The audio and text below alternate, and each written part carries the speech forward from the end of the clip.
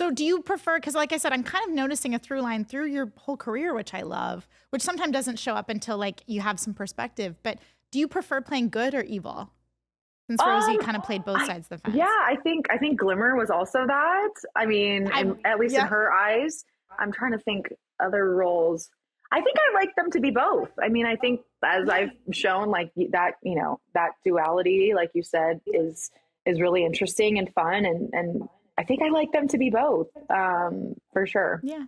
Makes sense. It's nuanced. And as you brought up, you played a villain, Glimmer, in Hunger Games, which you booked after Wizards, Which correct? Right? was so awesome. I love So that cool. movie. I love everything you did in that, and it's such a fun. Yeah. It's so cool. I love it. And you have written now a book Hmm. about that, right? Yeah. It's called Glimmer's Yeah. And Game. what was that?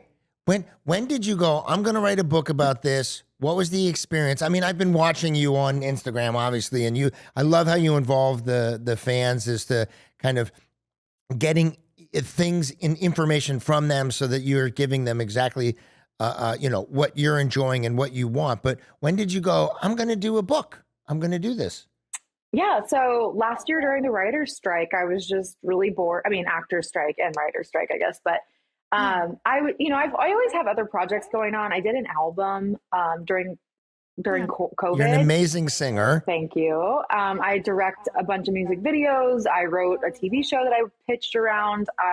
Like got a deal with.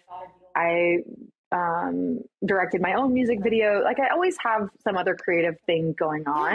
on. And so during the actors strike last year, it was like a 6 month, 8 month period. I was on TikTok a lot and I was on social media more. And I was seeing how alive the Hunger Games like fandom really is. And every question I would get and comment was about the Hunger Games. And so I started getting on lives and talking to the fans. And I just thought, and it was kind of draining to talk about it all the time. So I was like, I'm just going to write a little book. Like, I'm going to write a little ebook or something and just put it out. And like, that'll be a fun little thing for me. And then it kind of evolved into more of a memoir and how I how I started acting. It really goes into depth about that. And Yeah. every role and moment and decision and even Wizards that led me to landing the audition of Glimmer and how I booked it and everything that was going on internally. Like it's just like a deep dive on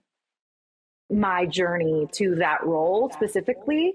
And it does touch on, Grey's Anatomy that I did right before and Mm. Wizards and how everything kind of had to fall into place in order for that to happen. And what it was like to film the movie and just really an intimate look behind the scenes and how I struggled making that movie also. Yeah. There's some good tea in there also, but yeah, I did it during the actor strike and it was, and learning the book That's writing process has been Yeah. insane. It's been Yeah. insane.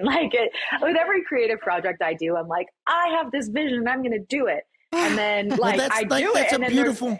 8,000 steps that I did not know Hmm. about that you have to do in Yeah. order for it to be like released and out into the world. So I learned like as it's happening. I didn't know anything about like barcodes and ISBNs and copyrights and formatting and book Yeah. cover design. And I had to learn every single thing every step of the way. So yeah, it's been really I interesting. love that. I love, there's a theme in your life. You're like, I'm going to do it. And you do it. You figure it out. Like, Yeah. why not? Why not Yeah. jump in? What's the name of the book? Glimmer's Game. Give Yeah, us, that's so just so we can like whet the appetite Yeah. of people that are going to go out and get Glimmer's Game.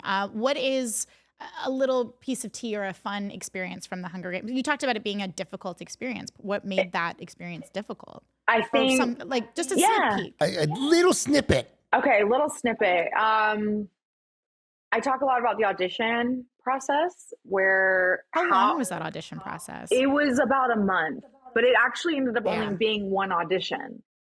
So Interesting. Okay. I did an audition at Gary Ross's house in Studio City, and I just was shocked that and that was the first audition. Like it wasn't a callback. So I was shook Yeah. that and this was my favorite book, like I was reading it Yeah.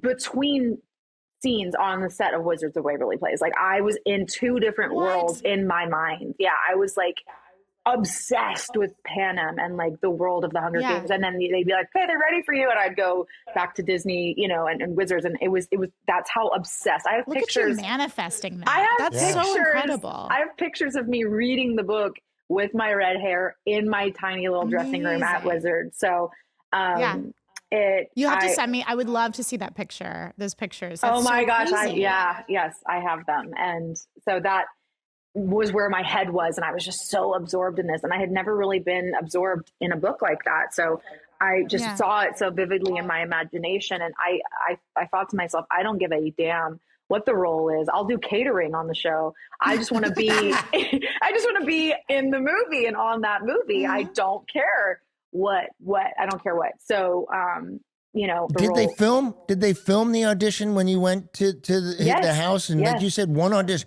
they had to have, because everybody else has to approve, right? Right. And I had my bow and arrow with me. I brought. Yeah. So wow, that's so interesting, because I've been told don't bring props. You know, I mean, I guess it's a different story when you're at that risk. You know what I mean? Like some people like it, some people don't. So. I brought chicken one time to an audition, and I was eating chicken. I got the job, but it was a lot. My dad forced me to do it. It works. And you brought a bow and arrow. I brought a bow and freaking arrow. I thought to myself, of course I'm going to bring a bow and arrow. Like the scene is a bow and arrow, and if they tell me not to use it, that's fine. But I'm bringing it. I had been practicing with it for a few weeks at that point. I was doing it on my own. Like again, I was obsessed. Like I was literally obsessed with this book, and this opportunity was the biggest of my life so far. So I was like, I'm going all in, and I talk about that a lot in the book too. Did you guys have to do any like special training? Because I'm good friends. I'm not sure if you still keep in track with in touch. Thank you. With Jackie Emerson, and she talks about just like the training and did you do like training and stuff? Yes, did a lot of training in LA. And we continued that in North Carolina when we got to the set. And yes, I do love Jackie, and I'm still friends with her. And she's the best. She's one of like you're both incredible. One of the ones that I really love and keep in touch with. And and her family's great too. But yes, we did a lot of training and a lot of physical, you know, stunt combat training and the weapons training as well. So it was a huge part of the movie. I think the rehearsal was just as long as kind of the shooting. It was like a month or two in LA.